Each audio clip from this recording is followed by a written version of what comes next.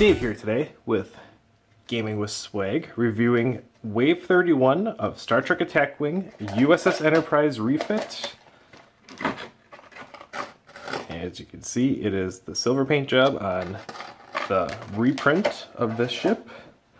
The set also comes with a V'ger mission, which this is your V'ger tile. You punch it out, and then for the mission, V'ger will start out in a corner, and he will move towards Earth, similar to Star Trek The Motion Picture.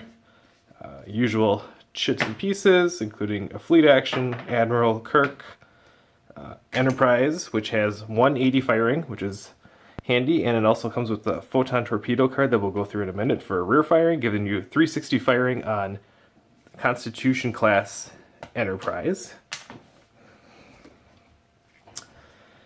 Pretty standard movement for a Federation ship. There is no come about, but there is a reverse 2, which could come in handy.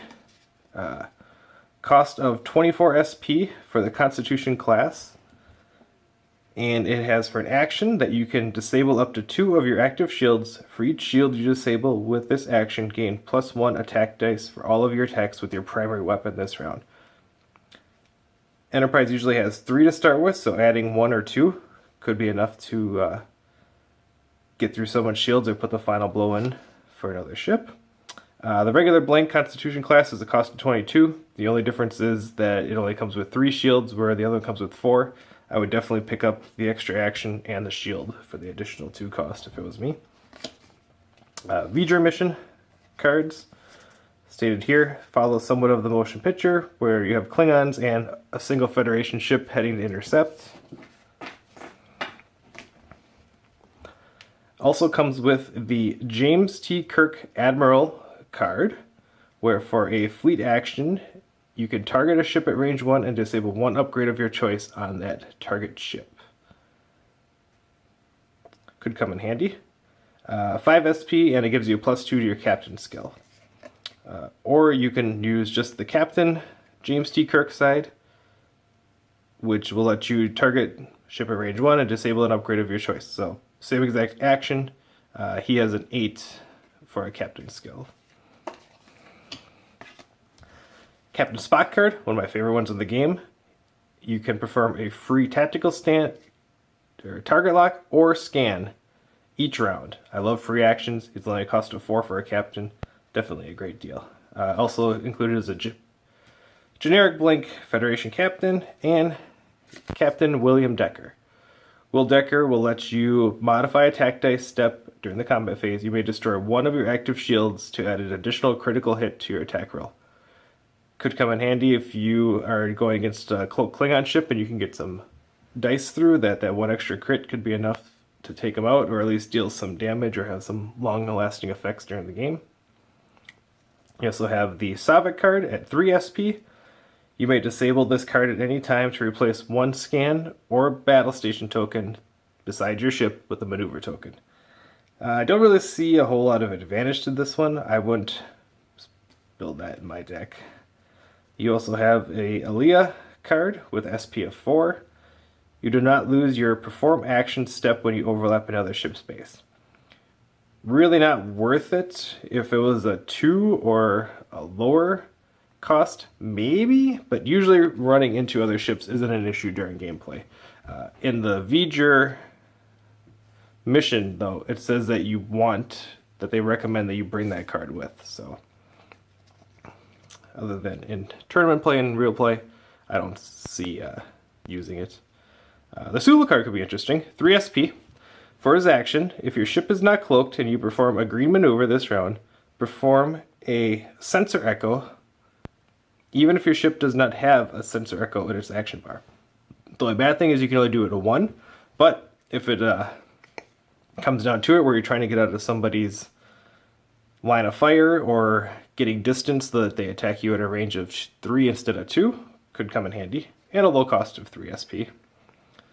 Uhura card, at the start of the activation phase, you may disable this card to add +2 to your captain skill number until the end phase.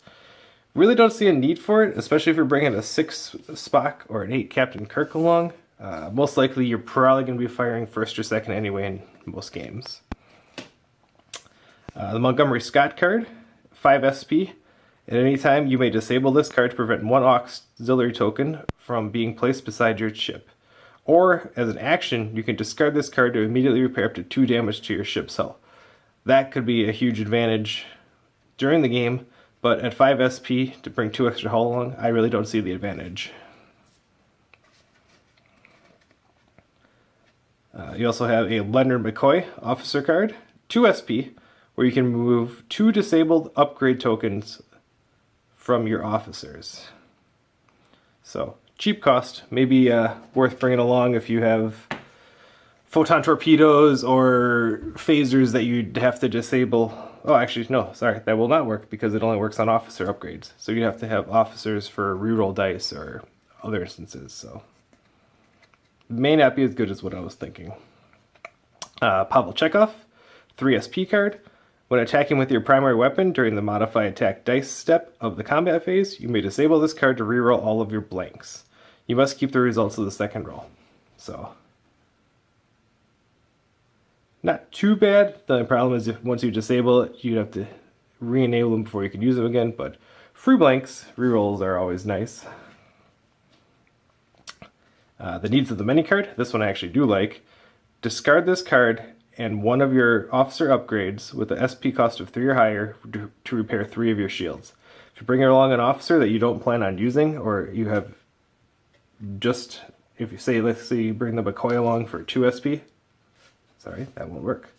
A 3 SP, check off, use him. If he's disabled later in the game, you could just discard him to repair 3 of your shields. Photon Torpedoes, with a target lock, you can spend your target lock and disable this card to perform a Photon Torpedo attack at range 2 or 3. You may fire this weapon from your forward or rear firing arc.